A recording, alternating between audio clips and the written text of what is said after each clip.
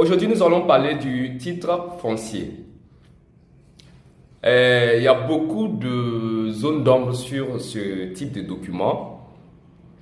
Il m'a été posé plusieurs fois des questions sur ce titre de propriété, qui est le titre foncier. Alors, quand vous achetez votre terrain, votre parcelle, et surtout à usage d'habitation, vous aurez affaire d'abord à une attestation d'attribution. Après l'attestation d'attribution, c'est le PUH. Après le PUH, vous avez le titre foncier. Et ça, c'est tout en suivant, bien sûr, des procédures. Maintenant, ça, c'est du côté des lotissements de mairie. Maintenant, il arrive qu'au niveau des promoteurs immobiliers, des sociétés immobilières, là-bas, les étapes ne sont pas les mêmes.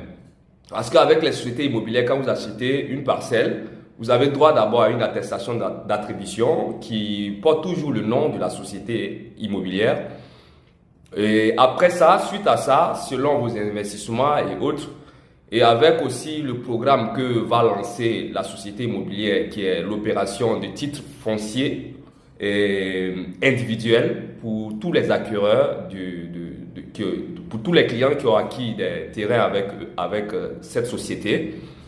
Et après ce document d'attestation, c'est le titre foncier qu'on vous délivre. Pour les sociétés immobilières, il n'y a pas la phase d'attestation, d'attribution en PUH et de PUH en titre foncier. Non, c'est de l'attestation d'attribution directement au titre foncier.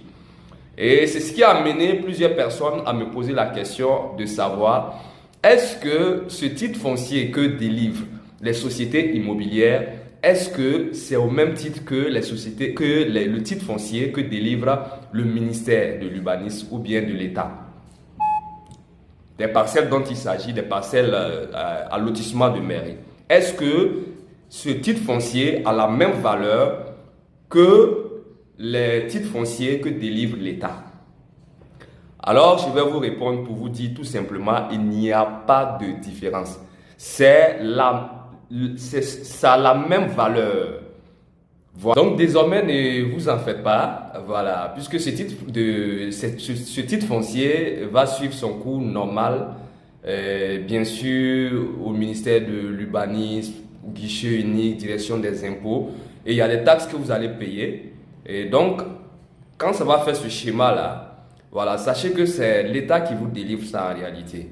Voilà, mais c'est juste que la société doit introduire un document technique et avec beaucoup de trucs qu'il doit introduire au niveau du guichet unique pour entamer la procédure comment on appelle, la procédure pour l'établissement des titres fonciers uniques et individuels pour chaque acquéreur. Donc, pour vous dire que c'est le même document.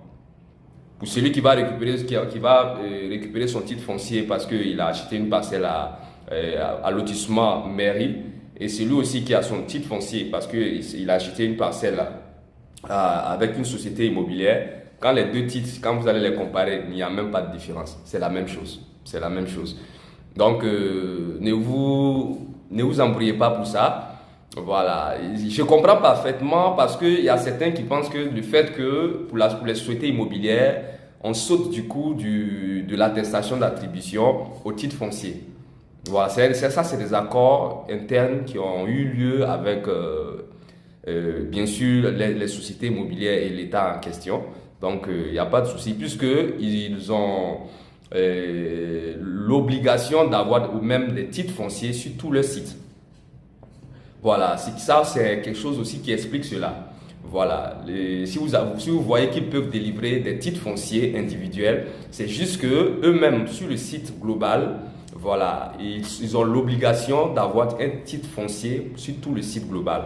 Donc, ce qui peut leur donner l'autorisation d'établir des titres fonciers individuels pour tous leurs acquéreurs. Donc, c'est un peu la chose comme ça. Voilà, merci, que Dieu vous bénisse. Ciao.